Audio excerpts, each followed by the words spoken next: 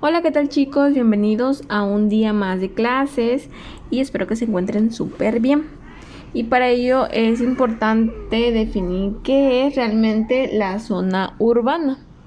Y bien, cuando hablamos de zona urbana también nos referimos a un espacio urbano, medio urbano, área urbana y también núcleo urbano, casco urbano, territorio urbano, y nos referimos realmente al paisaje propio de las ciudades grandes o en su caso pequeñas, lo cual se supone que ya ciertas dificultades en su definición, y generalmente una ciudad es una población de determinado número, es decir, una variable de personas. En cuanto a la actividad económica, predomina el punto acerca del sector secundario, y es decir, la manufactura de productos elaborados a partir de lo que son las materias primas, y el sector terciario, que es todo el servicio que se lleva a cabo o que se ofrece hacia las personas o ciudadanos. Sin embargo, a veces pueden hablarse también de agrociudades que pertenecen a un sector primario, ya que nos ofrecen una producción de materia prima. La zona urbana es el territorio que ocupa pues una ciudad y sus adyacencias. Sin embargo, no es simplemente delimitar la zona urbana, pero se sabe que toda la ciudad en este caso posee una serie de rasgos semejantes en cuanto a la edificación e infraestructura, a servicios básicos, referente a la densidad poblacional y también la extensión superficial. Aunque las ciudades del mundo ocupan apenas un 3% de espacio disponible, en el planeta consumen un 60 hasta 70% de sus recursos naturales y energéticos. Es decir, a veces creemos que entre más pequeño sea el lugar, los gastos son menos, pero realmente en ocasiones puede ser lo contrario. Entre más pequeño hay más gastos. Y bien, ahora, ¿cuál es la diferencia con la zona rural? Sabemos que las zonas rurales son aquellas destinadas a la actividad agropecuaria que contienen espacios verdes, salvajes, es decir, reservas o también partes recreativas, y están en menos densamente habitados que las ciudades, es decir, es más pequeño, además de que en muchos países se encuentran también muy alejadas de ella, es decir, están en zonas aisladas o lejos de lo que es pues la parte urbana, ¿no? En algunos casos están desprovistas incluso de servicios básicos indispensables para la vida en ciudad. Sin embargo, es habitual en los países industrializados que el campo se haya modernizado. En cambio, la población urbana habita zonas más densas, es decir, más contaminadas, y que albergan modelos de vida más veloces, vertiginosos y estresantes también, mientras que las zonas rurales se dedican generalmente pues al sector primario de la sociedad, es decir, a la producción. Las urbes contienen los sectores secundarios, es decir, la parte de manufactura, y los terciarios, que es decir, los servicios. Por eso suelen ser los centros del poder financiero y político, y como consecuencia es común que los pobladores rurales deban acudir a las ciudades para obtener determinados servicios o para cumplir también con determinados trámites burocráticos. En el mundo moderno, pues las ciudades son el asiento del poder, es decir, o más de alguno de ustedes ha de vivir en alguna comunidad, algún ejido, etcétera, ¿no? Entonces ustedes tienen que venir acá para estudiar, entonces tienen que venir forzosamente a la ciudad, o también para hacer sus compras de forma, no sé, quincenal, mensual, surtirse la despensita, o trámites, como bien dice ahí, burocráticos, es decir, no sé, pagar probablemente tenencia de carro, hacer trámites para actualización de actas de nacimiento, etcétera, etcétera. Comúnmente se distinguen entre las zonas que integran, en este caso, un núcleo urbano de la siguiente manera: centro urbano o casco urbano. Este se refiere a el área de la ciudad propiamente dicha, es decir, incluyendo sus calles, autopistas, parques o también las zonas verdes. Área metropolitana, en este caso, habla acerca de las ciudades particularmente grandes. Su mancha urbana no se limita a un casco o centro, sino que abarca varios kilómetros a la redonda, englobando otros pueblos cercanos o ciudades de satélite, en lo que se denomina como área metropolitana, es decir, o también conocido como conurbano. Posteriormente está megalópolis, que se trata de los núcleos urbanos de tal envergadura que se mantienen uniformes a lo largo de cientos de kilómetros a la redonda, es decir, verdaderas megaciudades. Finalmente están los suburbios o periferia, que son aquellas zonas residenciales extrarradio, es decir, alejadas del corazón de la ciudad, pero integrada a él mediante, pues, vías de transporte. En algunos casos el término se emplea para referir a las zonas pobres o deprimidas, mientras que en otros simplemente las zonas distantes del centro, es decir, las personas de clases sociales muy altas pueden que vivan en lugares aislados de la ciudad o aisladas de las personas de clase baja en este caso. Y bien, la población urbana, pues dado al intercambio demográfico entre distintas urbes, es un fenómeno que hoy en día estamos acostumbrados. Por eso la población de las ciudades por lo general es mucho más cosmopolita que las ciudades rurales.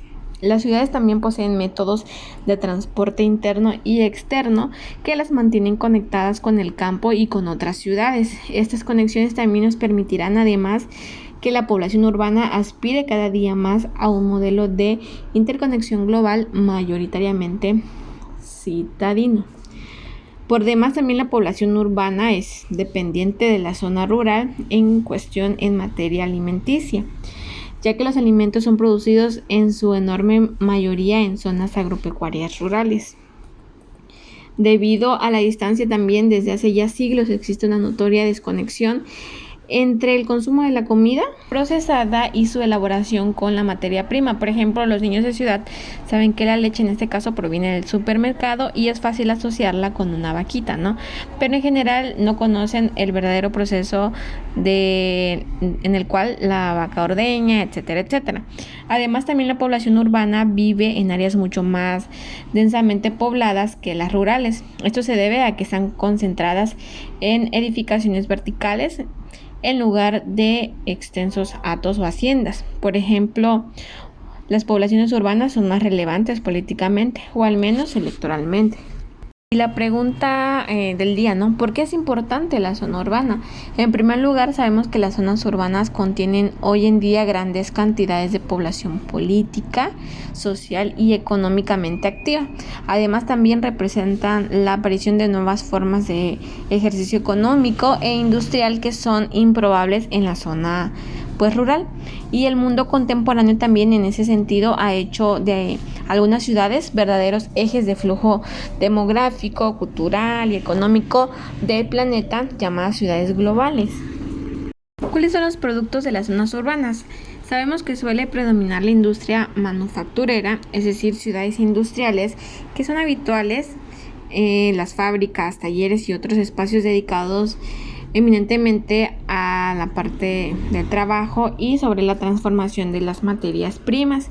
Y estos productos generalmente urbanos obtienen así un valor añadido que incrementa su precio y brindan trabajo a sectores de la clase obrera, y estos productos suelen pertenecer a las industrias automovilísticas, químicas, textiles o también de ensamblaje.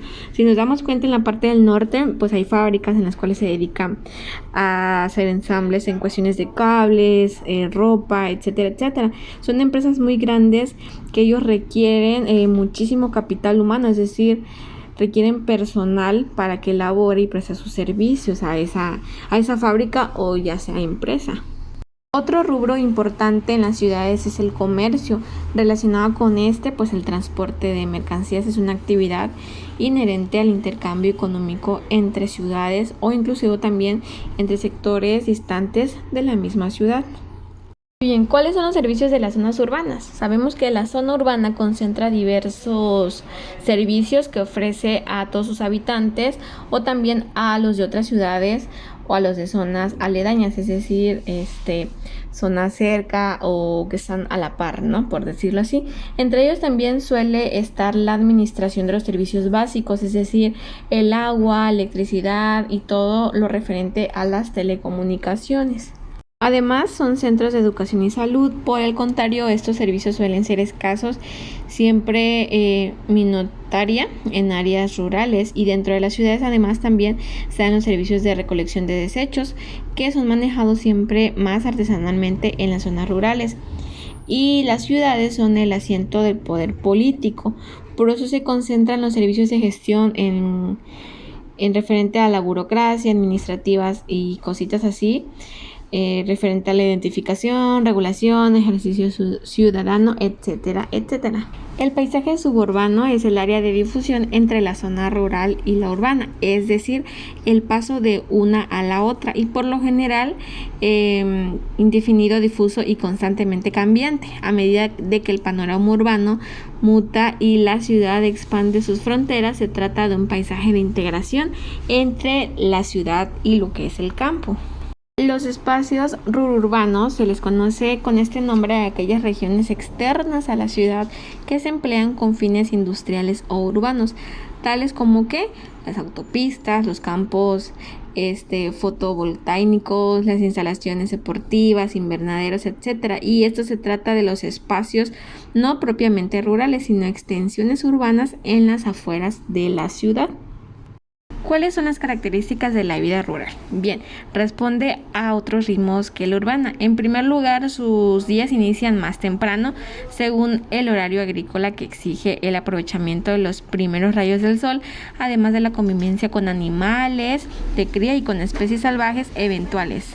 Se trata también de una vida más saludable en cuanto a los alimentos más frescos, ya que son recién extraídos, a poca necesidad de desplazamiento diario, ya que la casa suele estar en el mismo lugar de cosecha o muy cerca de ella. Eso suele evitar también fuentes de estrés, pero al mismo tiempo se trata de una vida muy exigente desde el punto de vista físico, porque pues de cierto modo levantarnos temprano nos cuesta, ¿no? Ahora imagínense ellos que ya tienen como que la costumbre o el hábito de levantarse súper temprano. Dentro de ese proceso también se dan las migraciones urbanas, ya que a mediados del siglo XX se dio un verdadero boom en los procesos mundiales de urbanización, es decir, se produjo un éxodo desde las zonas rurales hacia las urbanas. Fue producto del seductor modo de vida de la sociedad de consumo. Otro motivo de esta migración fue que en muchas naciones el agro no se había modernizado, sino que aún representaba formas de vida tradicional, pobre y aislada del resto del país. Y pues todo esto incidió en el crecimiento de las ciudades y también en la alimentación de la población urbana mundial. Y como consecuencia sabemos que las sociedades han estado preparadas para recibir a los migrantes referente a el contexto y todo lo que conlleva esto, ¿no? Y bien, chicos, hasta aquí hemos llegado con el tema del día de hoy. Espero que haya quedado súper claro y cualquier dudita pueden hacérmela saber.